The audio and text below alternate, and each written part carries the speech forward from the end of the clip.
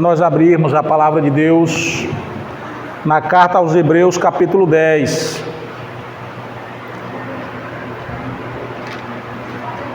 Hebreus, capítulo 10. Nós faremos a leitura a partir do versículo 1 até o versículo de número 18. Um texto comprido, a gente tem que ler compassivamente. Hebreus capítulo 10, versículos de 1 ao 18.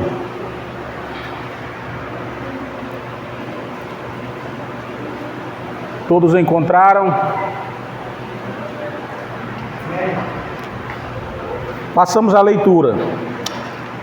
Diz o seguinte: ora, visto que a lei tem sombra dos bens vindouros, não a imagem real das coisas, nunca, jamais pode tornar perfeitos os ofertantes. Com os mesmos sacrifícios que ano após ano, perpetuamente, eles oferecem. De outra sorte, não teriam cessado de ser oferecidos, porquanto os que prestam culto, tendo sido purificados uma vez por todas, não mais teriam consciência de pecados. Entretanto, nesses sacrifícios, fazem-se recordação de pecados todos os anos, porque é impossível que o sangue de touros e de bodes remova pecados. Por isso, ao entrar no mundo diz: sacrifícios e ofertas não quisestes, antes um corpo me preparastes. Não te deleitas com holocaustos e ofertas pelo pecado. Então eu disse: eis aqui estou. No rolo do livro está escrito ao meu respeito, para fazer, ó Deus, a tua vontade. Depois de dizer, como acima, sacrifícios e ofertas não quiseste, nem holocaustos e ablações pelo pecado, nem com isso te deleitastes. Coisas que se oferecem segundo a lei. Então acrescentou: eis aqui estou para fazer, ó Deus, a tua vontade. Remove o primeiro para estabelecer o segundo. Nessa vontade é que temos sido santificados, mediante a oferta do corpo de Jesus Cristo, uma vez por todas. Ora, todo sacerdote se apresenta dia após dia a exercer o serviço sagrado e a oferecer muitas vezes os mesmos sacrifícios, que nunca, jamais podem remover pecados. Jesus, porém, tendo oferecido para sempre um único sacrifício pelos pecados, assentou-se à destra de Deus, aguardando daí em diante até que os seus inimigos sejam postos por estrado de seus pés. Porque com uma única oferta aperfeiçoou para sempre quantos estão sendo santificados. E disto nos dá testemunho também o Espírito Santo, porquanto, após ter dito: esta é a aliança que farei com eles, depois daqueles dias, diz o Senhor. Porei no seu coração as minhas leis, e sobre a sua mente as escreverei. Acrescenta: também de nenhum modo me lembrarei dos seus pecados e das suas iniquidades para sempre. Ora, onde há remissão destes, já não há oferta pelo pecado. Amém. Até aí, irmãos, um texto grande, riquíssimo em teologia, muito riquíssimo na história.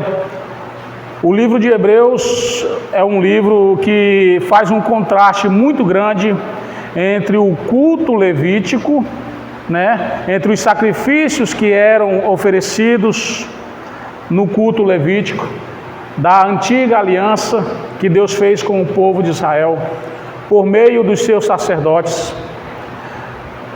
E é um comparativo com o Novo Testamento, com uma nova aliança que é feita no sangue do seu Filho Jesus Cristo. O livro de Hebreus, ao que tudo indica, é escrito para um grupo de pessoas, como o nome leva, o nome dos hebreus, nós temos o conhecimento, nós temos a impressão, nós temos em nossa mente, né, o direcionamento desse livro a esses irmãos, os hebreus. E nós somos levados a isso por alguns textos que esse livro nos traz, em relação aos cultos, a aliança que foi feita com o povo hebreu, com o povo judeu. Então, o autor de Hebreus está se direcionando a uma nação que conhecia os mandamentos, conheciam aquela primeira aliança que tinha sido feita e conheciam também o sacrifício de Cristo, a nova aliança que Cristo fez, né? Então, esse texto ele começa dizendo o seguinte: ora, visto que a lei tem sombra, né, dos bens vindouros, não a imagem real das coisas, nunca jamais pode tornar perfeitos os ofertantes, com os mesmos sacrifícios que ano após ano, perpetuamente eles oferecem. Ele começa aqui, irmãos, falando o seguinte: olha, a lei cerimonial, a lei dos cultos levíticos, os 10 mandamentos, a lei de Moisés, elas são sombras de algo que viria, de uma realidade futura que viria. Sendo assim, irmãos, o que dizer da lei? Era inútil? Não. Se nós estudarmos um pouco a lei, se nós estudarmos para que serviu a lei, né, nós vamos entender que não era inútil, ela tinha um meio, ela serviu muito bem o seu propósito. Essa informação nós recebemos aqui do livro de Romanos, capítulo 7, versículo 7, que diz assim, ó: que diremos, pois? A lei é pecado? Ele faz uma pergunta: o que diremos? A lei é pecado? Ele mesmo responde: de modo nenhum, mas eu não teria conhecimento do pecado, senão por intermédio da lei, pois não teria eu conhecido a cobiça, se a lei não dissesse, não cobiçarás. Ele diz o seguinte: olha, irmãos, entendam uma coisa, a lei nunca tornou ninguém perfeito. Aí alguém pode se levantar e dizer: então a lei era inútil. O apóstolo Paulo fala aqui em Romanos: não, ela serviu muito bem o seu propósito como sombra do que viria. E ele diz: eu não teria conhecido o pecado se a lei não me dissesse que o pecado existe. Eu não conheceria a cobiça se o pecado não dissesse: não cobiçarás. Então a lei serviu muito bem o seu propósito como sombra. É muito importante. Ela serviu muito bem. O culto levítico serviu muito bem o seu propósito. Os sacrifícios que eram ofertados na antiga aliança, os cordeiros que eram mortos em memória dos pecados, para a remissão dos pecados. Aqui o autor hebreu vai dizer: é impossível que sangue de bodes, de novilhas, sangue de animais possam remover pecados. Então por que se derramava? Então por que se matava um animal e oferecia, né, como sacrifício, como oferta pelo pecado? Esse animal, irmãos, que morria ali, era sombra. Esse cordeiro que morria ali, era a sombra do Cordeiro de Deus, que futuramente tirará o pecado do mundo. Como diz João Batista: eis aí o Cordeiro de Deus, que tira o pecado do mundo. Na história, irmãos, se nós formos recordar, quando Deus criou o homem, Ele criou o homem perfeito. E o homem tinha uma comunhão de relação com Deus. O homem se relacionava com Deus, conversava com Deus, vivia com Deus. Deus passeava pelo jardim e esse homem tinha comunhão com Deus. Deus disse a esse homem: vocês podem comer de toda a árvore que tem nesse jardim. Todavia, existe uma que vocês não podem, a árvore do conhecimento do bem e do mal. Porque se vocês comerem dela, vocês morrerão. E eles comeram, desobedeceram a voz de Deus, desobedeceram o mandamento de Deus, né? Deus, então, matou um animal para cobrir a vergonha de Adão. A primeira morte foi por causa do pecado. Daí em diante o homem se separou de Deus, aquela comunhão que o homem tinha com Deus passou a não existir mais, se afastou de Deus. Deus então tomou uma decisão de procurar o homem, né? Escolheu, chamou um homem, né? Abraão. Disse: olha, Abraão, vou fazer de ti uma grande nação, sai do meio do teu povo, anda por uma terra que eu te mostrarei, e em ti serão benditas todas as nações da terra. O tempo se passou, Abraão teve filhos, que teve mais filhos, e o povo se estabeleceu. E Deus fez uma promessa, né, que de ti, né, sairia e seria bendito todas as nações da terra. Então Deus começou a preparar o caminho para a vinda do Messias, desde quando aquele animal foi morto lá no Éden. Desde quando Deus disse: haverá um descendente da mulher que pisará a cabeça da serpente, esmagará a cabeça da serpente. Naquele dia Deus predisse, né, e disse claramente que viria um resgatador, um regenerador, um ser, um cordeiro, que seria oferecido uma vez por todas, não dia após dias.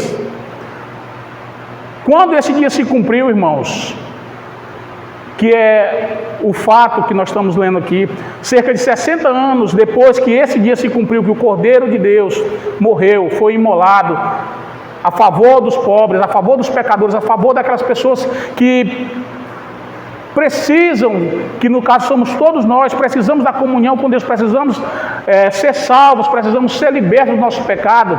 Depois de 60 anos, 62 anos depois, os estudiosos datam esse livro. E as pessoas aqui, ao que parece, irmãos, eles estão tentando regressar. Depois que ouviram a mensagem, depois que ouviram a pregação de Jesus Cristo, eles estão tentando regressar, voltar às práticas do culto levítico.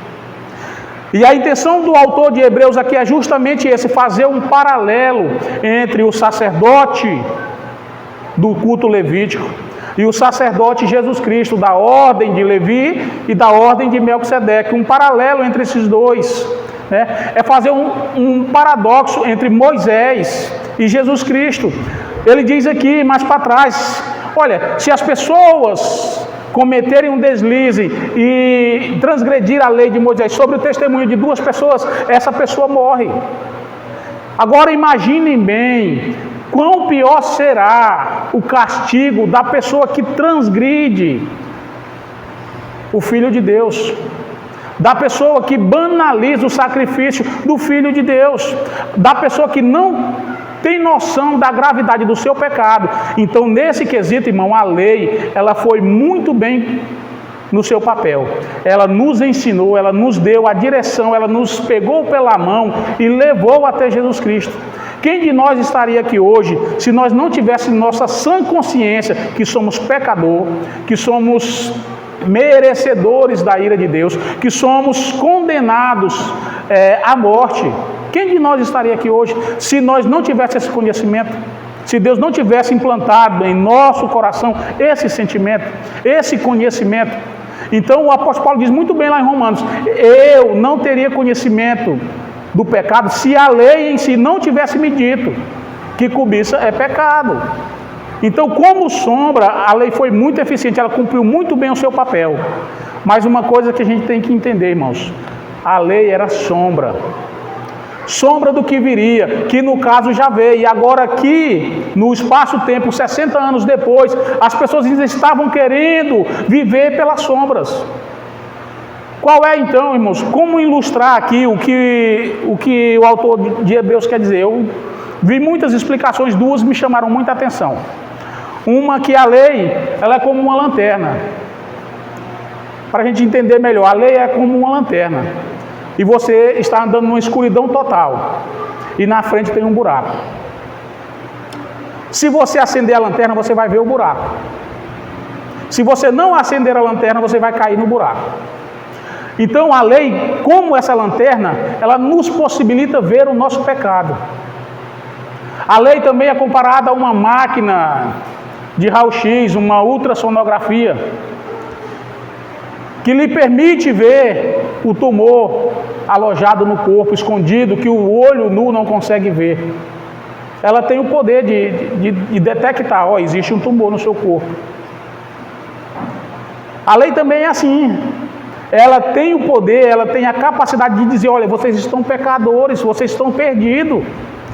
Ela serve para mostrar o nosso defeito. Mas, notem uma coisa, se você andar no caminho e você acender a lanterna, num caminho escuro, você vai ver lá o obstáculo, você vai ver a pedra, você vai ver o buraco. No entanto, essa lanterna ela tem poder de iluminar o caminho, mas ela não tem a capacidade de tirar a pedra do lugar. Como a máquina que eu acabei de falar, ela identifica o tumor, mas ela não tem o poder, a capacidade de arrancar esse tumor. Então, como sombra, eu volto a dizer, a lei foi eficientíssima, cumpriu muito bem o seu papel, pegou-nos pela mão e levou até a Cristo. Levou até a Cristo. Que nem ele diz aí no versículo 1 que nós limos, ele diz, olha, a lei tem sombra, ela só tem sombra dos bens vindouros, não a imagem real. Ela não é a imagem real, é só uma projeção, né? É só uma projeção. Aqueles animais que eram imolados ali pelo seu pecado, eles apontavam para Cristo. Para Cristo. E ele diz, e de fato é assim, porque se a lei tivesse deficiente na questão de tirar o pecado de vocês, não só de mostrar, o ofertante não teria a consciência de pecado. Porque ele teria sido perdoado e ele não teria mais a mentalidade, ele não teria mais a sua mente lhe acusando como ser um pecador. E ele diz, o que se faz aqui nessas ofertas diariamente é uma recordação do pecado. Todos os anos o sacerdote entra lá no Santo dos Santos e não vai sem sangue, ele vai com sangue de animais para aspergir sobre ele, por ele e pelo povo. Para pedir perdão para ele e para o povo. Né? Todos os anos, uma vez por ano isso acontecia, ano após ano. Né? E ele disse, se ela tivesse sido completa, se não tivesse faltando nada, se ela não fosse sombra, isso não seria necessário. Isso não seria necessário. O versículo 3, ele diz, entretanto, nesse sacrifício fazem-se recordações dos pecados. O que se faz todos os anos é recordação dos seus pecados. Para isso, a lei não permite que nós esquecemos quem somos, pecadores. A lei de Deus embutida em nosso coração nos faz lembrar todo dia disso. Somos pecadores. Pecadores, precisamos da glória de Deus, precisamos da graça de Deus, precisamos da misericórdia de Deus. E ele vai e diz, mas, no versículo 4, ele diz, é impossível que o sangue de touros e de bodes remova o pecado. É impossível, irmãos, que aqueles sacrifícios que eram feitos lá no culto levítico, era impossível que ele removesse os pecados. Mas eles apontavam para um cordeiro santo, puro, que no espaço-tempo viria e de fato veio. E quando esse cordeiro veio ao mundo, pregou o evangelho, mostrou o amor de Deus, provou o amor de Deus pela humanidade, se entregando ele por nós, sendo todos nós ainda pecadores. Agora, irmãos, o que está acontecendo aqui é que muitas pessoas estão querendo trocar a realidade que se cumpriu, a realidade de Cristo, pelo que era sombra, pelo que apontava para Cristo. Quem aqui, na sua sã consciência, deseja mais uma promessa do que a realização dessa promessa? O que é mais importante, a promessa ou o cumprimento da promessa? A lei, ela foi importante, mas ela veio até Cristo. Cristo é o cumprimento da lei. Isso a carta de Romanos vai falar claramente. Em Cristo se cumpriu todas aquelas ordenanças. Todas aquelas ordenanças. Essa primeira parte do versículo 10, do versículo 1 ao versículo 18, nós podemos dividir ela em duas partes.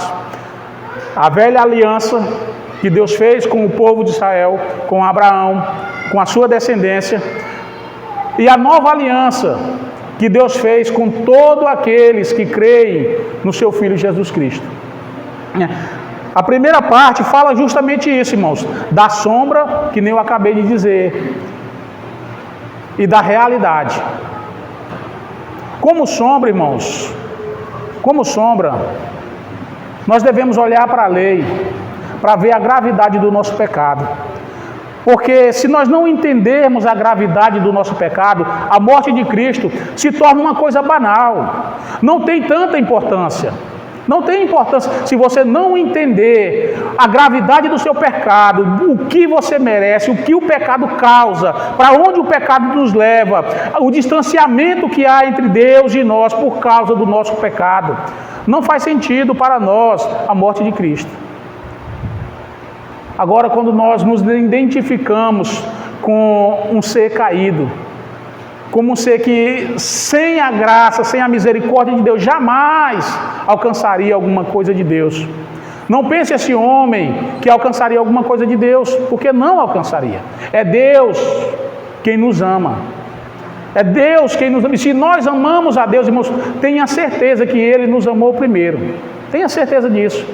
E como nós temos prova desse amor, como que nós temos a convicção que Deus nos amou, às vezes nós nos perguntamos, será se Deus me ama? Será se Deus realmente me ama? Como as Escrituras dizem que Ele me ama? Ele diz, é lógico. E alguém pode dizer, como que Deus ama? E Ele diz, eu provei. Deus prova o seu amor para comigo, para com cada um de vocês, pelo fato dele enviar o Filho dele ao mundo para morrer por você, sendo você ainda um pecador. Que prova de amor alguém pode dar maior do que essa? A Bíblia diz, pode ser que alguém se alegre em morrer por um justo, mas por um ímpio, quem que se alegra a morrer? Ninguém. Deus morreu por mim, sendo eu ainda um pecador. Sendo eu ainda um pecador. Então a primeira parte, irmãos, trata disso, da sombra das realidades futuras, que no caso era Jesus Cristo. Então, irmãos, no versículo 6 ele diz assim, ó, não te deleitaste com holocaustos e oferta pelo pecado. Isso aqui, irmãos, são coisas que a lei mandava fazer. Versículo 6 diz o seguinte, não te deleitaste, não te alegras, não fica satisfeito com as ofertas pelo pecado. E holocausto, o Senhor não se alegra com essas coisas. O próprio rei Davi, ele vai dizer o seguinte, naquele salmo messiânico, ele diz o seguinte, olha, o Senhor não se alegra dessas coisas, o sacrifício de oferta, o Senhor não quer, porque se o Senhor quisesse, eu te daria. O que agrada ao Senhor é uma vida de gratidão, uma vida de relacionamento com Deus, uma vida de santidade, uma vida que se achega a Deus através do viés de Cristo, através do olhar de Cristo, dos mandamentos de Cristo, não através do nosso culto levítico. Quantas vezes, irmãos, nós queremos trazer para os nossos dias de hoje o culto levítico, o culto judaico. O culto judaico, irmão, não tem muito a ver com o culto cristão. O culto judaico era cheio de regras essas que a lei mandava. E o problema aqui é que as pessoas pensam que através dessas regras, eles não precisam de Cristo. Eles não precisavam de Cristo porque eles tinham a lei de Moisés. Mas o culto cristão, irmão, é ao contrário. A lei de Moisés serviu para nos dizer quem somos. E através do conhecimento que nós temos de nós mesmos e de quem é Deus, nós nos devoltamos ao nosso Deus com total dependência, com um nível de vergonha imensa, porque nós sabemos quem somos. Nós sabemos quem somos. Então ele vai dizer no versículo 6, olha, isso não alegra a Deus, esses sacrifícios de matar os animais, é o mandamento de Deus, mas isso não causa alegria em Deus. O que causa alegria em Deus é ofertar com alegria. é um sacrifício vivo que ele requer de nós. No versículo 7, então ele diz, eis aqui estou. Aí abre um parênteses aí, né? No livro está escrito a meu respeito, para fazer, ó Deus, a tua vontade. Depois de dizer como acima, ele vai repetir, sacrifícios e ofertas não quiseste, nem holocaustos e ablações pelo pecado, nem com isso te deleitaste. Ele abre outro parênteses, coisas que se oferecem segundo a lei. Então ele acrescentou, eis aqui estou para fazer, ó Deus, a tua vontade. O ponto central, irmão, desse texto que nós lemos é justamente esse aqui. O Senhor não se agradou daqueles holocaustos. O Senhor tinha um plano por trás disso. Como ele mesmo diz, o Cordeiro foi morto antes da fundação do mundo, irmãos. O pecado do homem, a queda de Adão, o nosso pecado, ele não muda a ação de Deus, o plano de Deus, o projeto de Deus. Saiba disso, o Cordeiro de Deus, como as Escrituras nos afirmam, ele foi morto antes da fundação do mundo, antes que o mundo existisse. Deus já tinha pensado, Deus já tinha estabelecido que Cristo iria morrer por nós, os pecadores. Então ele vai e diz aqui, Senhor, Deus, eu estou aqui para fazer a tua vontade, para fazer a tua vontade. Aí ele vai e ele acrescenta agora, a parte B do versículo 9, remove o primeiro para estabelecer o segundo. O que isso significa, irmão? Remove o primeiro para estabelecer o segundo. O que o autor aos Hebreus aqui está dizendo é o seguinte, remove aquela primeira aliança, o primeiro estatuto, para estabelecer o segundo. Para estabelecer o segundo. Remove-se agora o culto levítico, aqueles sacrifícios que eram feitos ano após ano, para estabelecer o segundo. Qual o segundo, irmãos? O sacrifício de Cristo. Ele vai dizer aqui claramente no versículo 10, nessa vontade é que temos sido santificados mediante a oferta do corpo de Jesus Cristo, uma vez por todas. Jesus Cristo, o autor ao Hebreu cita uma parte que o Salmo diz, Senhor, eu estou aqui para fazer a tua vontade.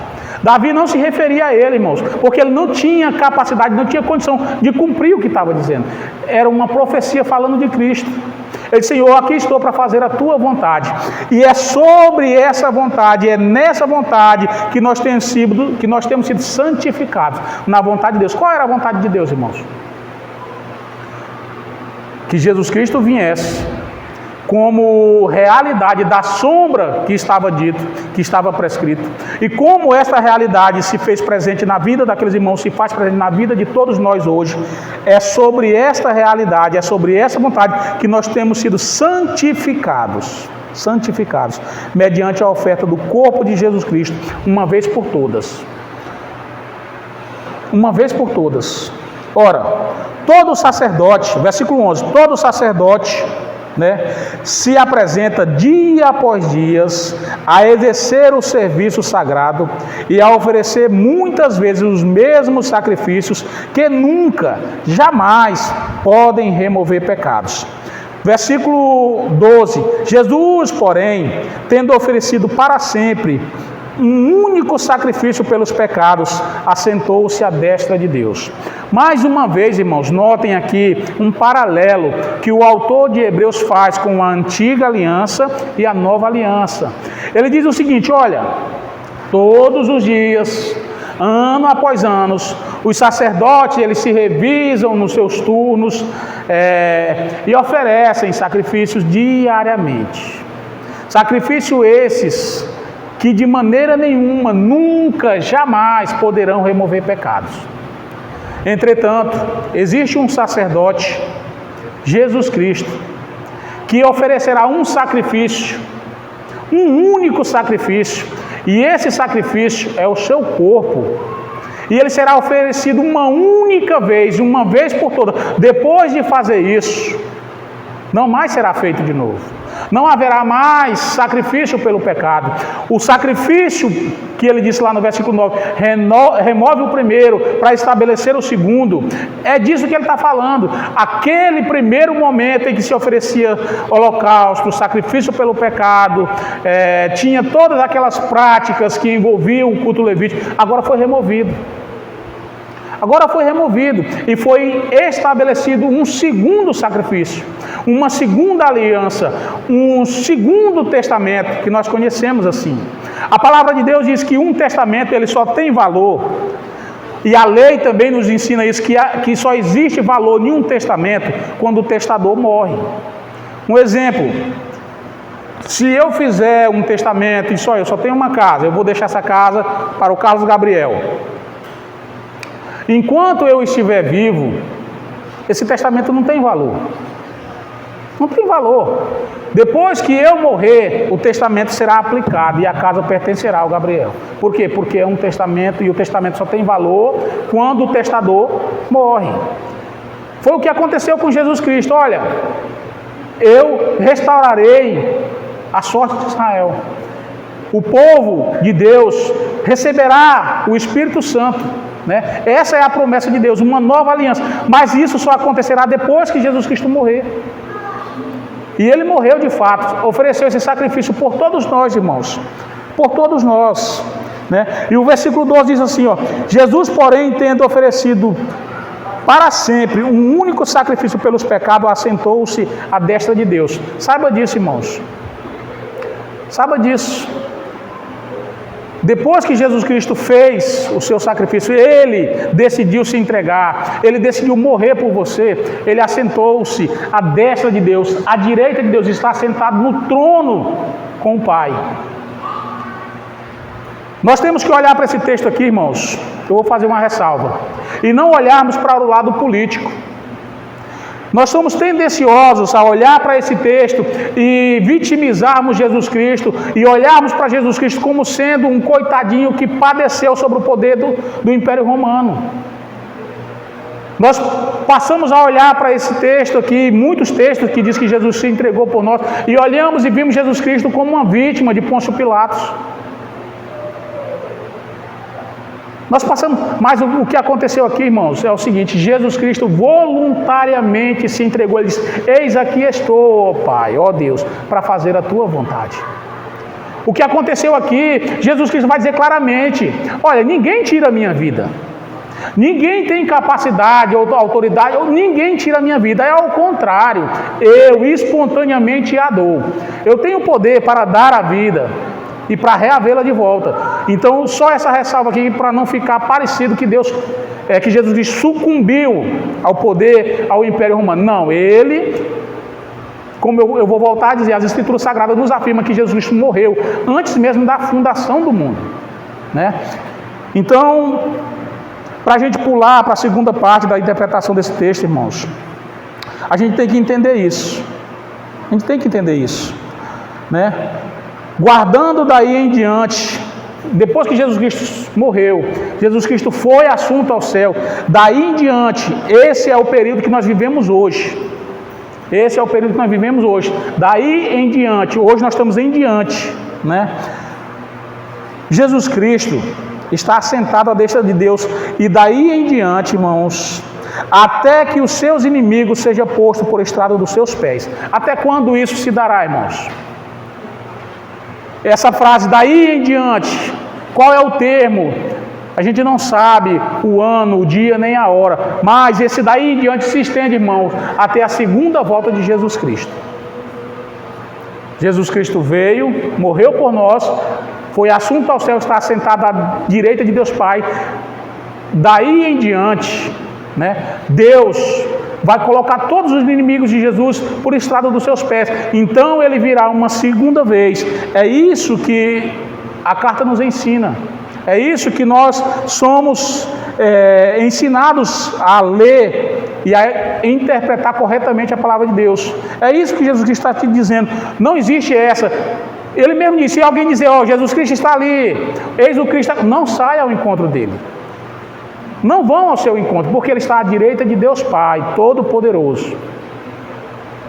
e ele virá uma segunda vez, irmãos. Ele virá uma segunda vez. Versículo 16.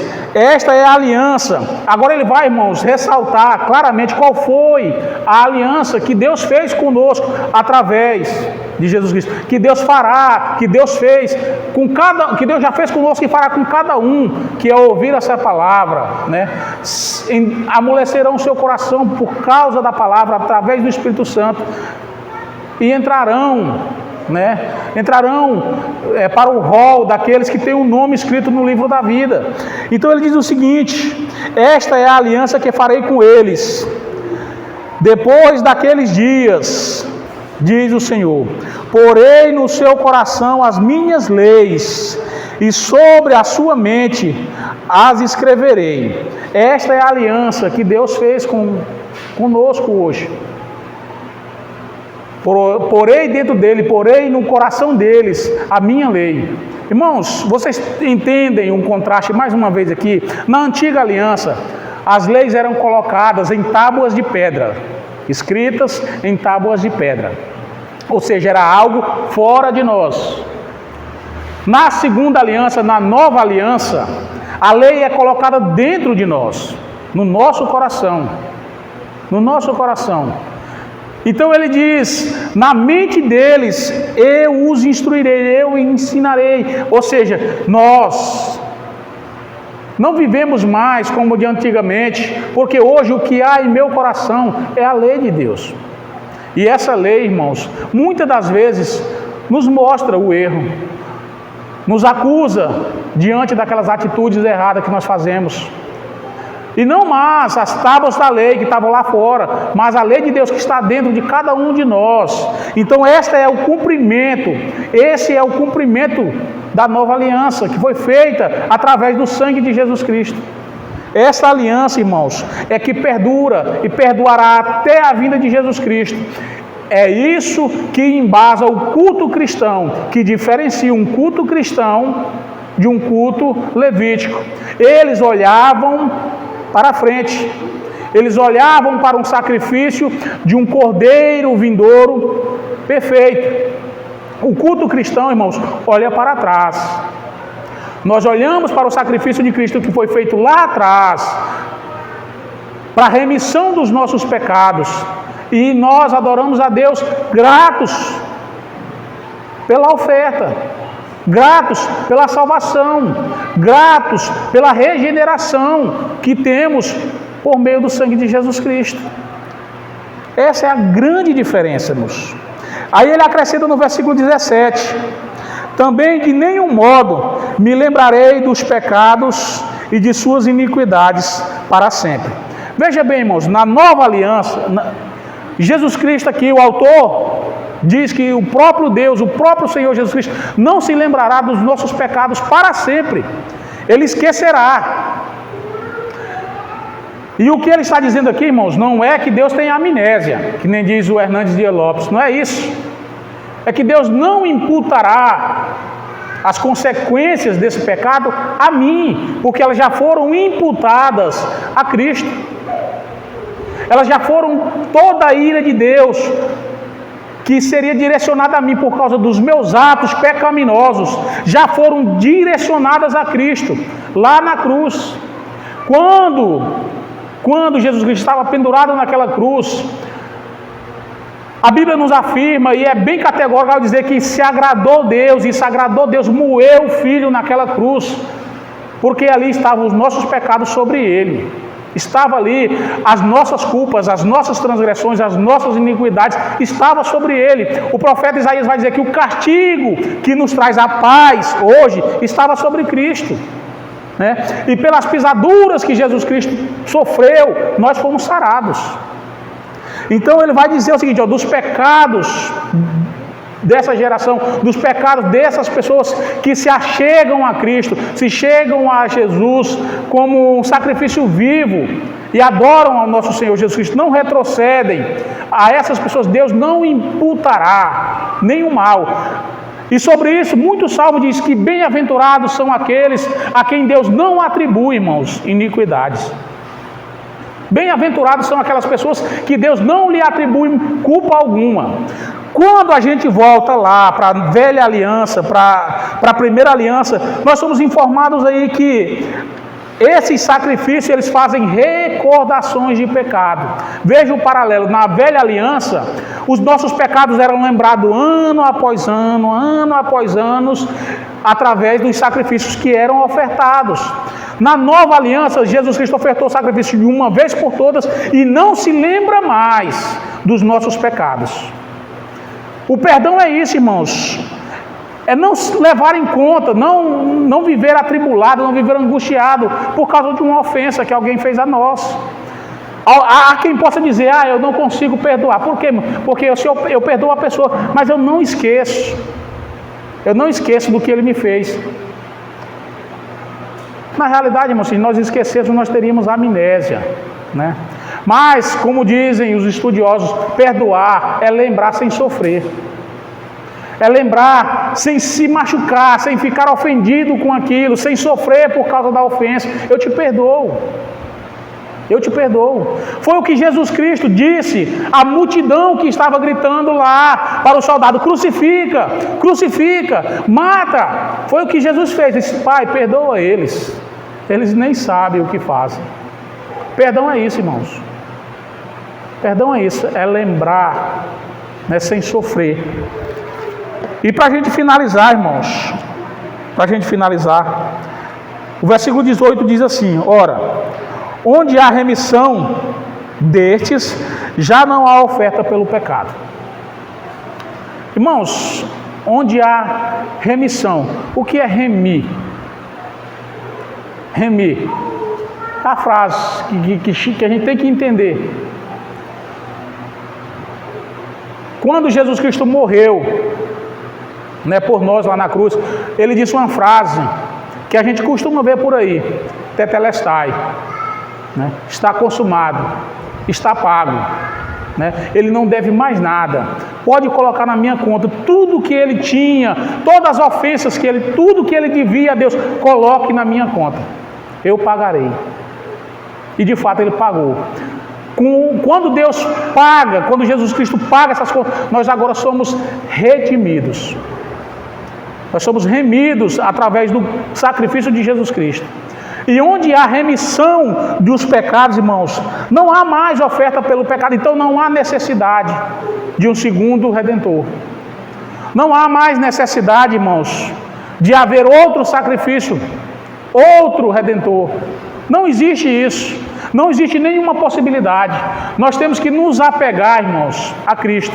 Se nós continuarmos lendo e lermos o contexto desse livro, o autor aos Hebreus, ele vai dizer o seguinte: é impossível que alguém que tenha conhecido a verdade, que tenha participado da verdade, que tenha se entregado à verdade e tenha convivido, ele tenha de uma certa forma experiência com Deus, tem o conhecimento do sacrifício de Jesus Cristo e regressar, voltar. É impossível essa pessoa ser perdoada, porque não existe mais, irmãos, outro cordeiro para morrer por ele. Jesus Cristo foi esse cordeiro. Ele tem que se entregar a Cristo.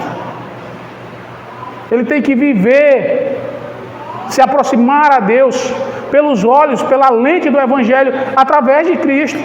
Não há outro mediador entre Deus e o homem, senão Cristo. E para nós aplicarmos essa mensagem, irmãos, eu escolhi um ponto que é muito atual no dia de hoje. Nós somos, irmãos, tentados, somos direcionados, muitas das vezes, irmãos, a trazer o culto judeu, a trazer o culto levítico para os nossos dias de hoje. Isso é um perigo, irmãos, porque nós, fazendo isso, anulamos a cruz de Cristo. Muitas igrejas por aí, muitos cristãos por aí, eles creem no sacrifício de Jesus Cristo, mas dizem que não devem comer certa comida, porque se isso acontecer, Se nós comermos comida A ou B, o sacrifício de Jesus Cristo é inútil na minha vida. Outros dizem por aí, irmãos, que guardas de dias, essas coisas, elas são importantes. Elas tiveram a sua importância, irmãos. A gente não nega isso. A própria palavra de Deus diz, eles tiveram a sua importância e foram muito claros no seu papel. Eles nos pegaram pela mão e levaram até a Cristo. Então, irmãos, nos nossos dias de hoje, que o nosso culto seja polido, que haja uma grande reflexão sobre o que nós cantamos. Que haja, irmãos, em nosso coração uma grande reflexão sobre o que nós professamos. Que haja, irmãos, em nosso coração, em nossa mente, uma grande reflexão sobre os nossos atos e o que nós professamos. Porque, que nem dizem as Escrituras, Deus provou seu amor enviando o seu Filho para morrer por nós. E como que nós provamos o nosso amor para com Cristo? Como que nós podemos provar que amamos a Deus?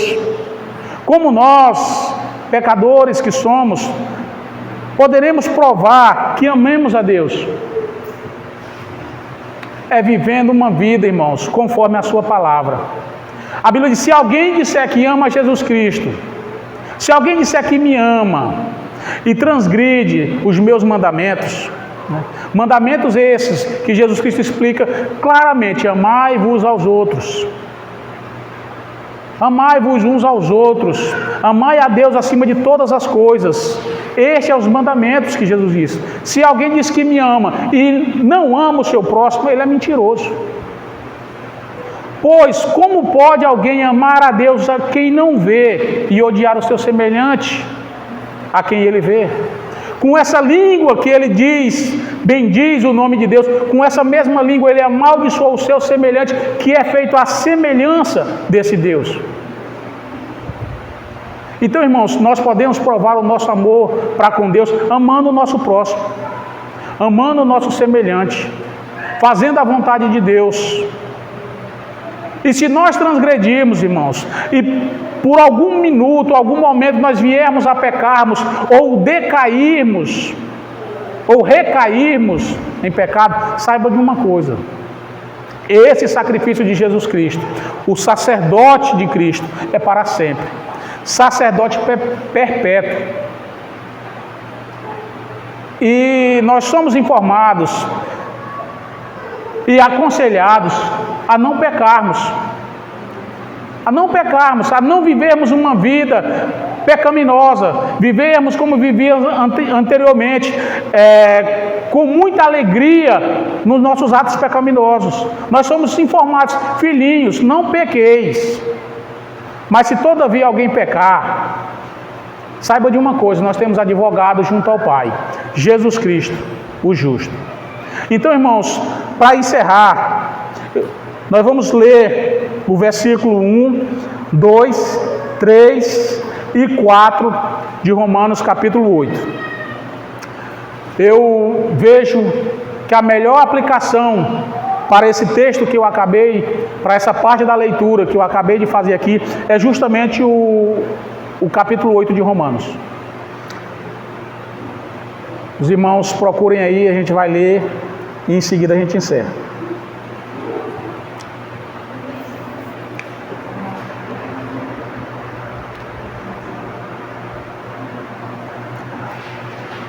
Até o versículo 4 só, viu, irmãos? 1, 2, 3 e 4. Diz assim: agora, pois, já nenhuma condenação há para os que estão em Cristo Jesus, porque a lei do pecado, porque a lei do Espírito da vida em Cristo Jesus te livrou da lei do pecado e da morte. Repetindo o versículo 1, irmãos, e o versículo 2. Agora, pois, já nenhuma condenação há para os que estão em Cristo Jesus, porque a lei do Espírito da vida em Cristo Jesus te livrou da lei do pecado e da morte. Porquanto o que fora impossível à lei, no que estava enferma pela carne, isso fez Deus, enviando o seu próprio Filho em semelhança de carne pecaminosa, e no tocante ao pecado, e com efeito condenou Deus na carne o pecado, a fim de que o preceito da lei se cumprisse em nós, que não andamos segundo a carne, mas segundo o Espírito. Amém, irmãos? Saiba disso, irmãos. Não existe mais nenhuma condenação para os que estão em Cristo Jesus. Para os que vivem em Cristo Jesus. E se nós procurarmos, irmãos, mais a fundo, a gente vai ver um cenário em que alguém diz assim, ó, quem intentará, quem fará acusação contra os eleitos de Deus? É Deus quem os justifica. Então, irmão, saiba disso. O segredo para uma vida cristã sadia é nunca acrescentar ao sacrifício de Jesus Cristo qualquer outra coisa. O segredo é nunca tirar do sacrifício de Jesus Cristo qualquer coisa, mas viver unicamente, exclusivamente o que as Escrituras nos ensinam acerca disso. Não viver com fábulas, inventando segredos, inventando receitas. Não existem essas receitas. A receita é Cristo. Ele é a propiciação pelo nosso pecado. Que Deus em Cristo abençoe a igreja. Que Deus possa iluminar a nossa mente para que nós possamos fazer uma peneira do que nós ouvimos, do que nós cantamos, do que nós pregamos e do que nós vivemos como cristãos. Amém? Amém. Obrigado, eu agradeço pela oportunidade. Que Deus abençoe.